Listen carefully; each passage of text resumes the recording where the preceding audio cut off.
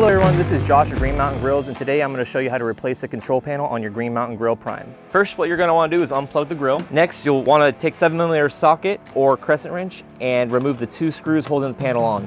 Next, pull the panel out.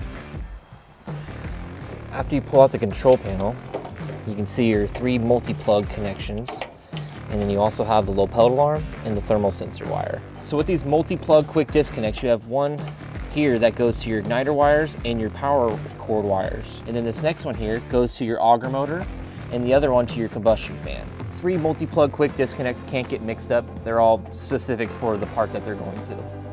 The only difference on a Prime compared to a Prime Plus is this multi-plug disconnect point for the igniter wires and the power cord wires. On a regular Prime, the igniter wire and the power wires are wired directly to the board. I'm gonna start disconnecting these parts. These ones right here. Just lift that up, pull off right there. Same with this one.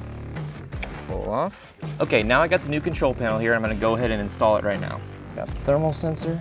And you want to make sure it's on the terminal closest to the chip. Then next, you got your low pellet alarm. Attaches right there. This is the auger motor. And here you have your combustion fan connection. Once you got it all connected, you can push it back into place.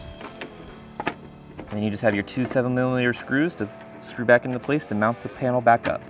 Next, just plug the grill back in and make sure it powers on. And that's it on the replacement for your control panel on a Green Mountain Grill Prime or Prime Plus. For more tips and tricks, go to greenmountaingrills.com to our video section for more.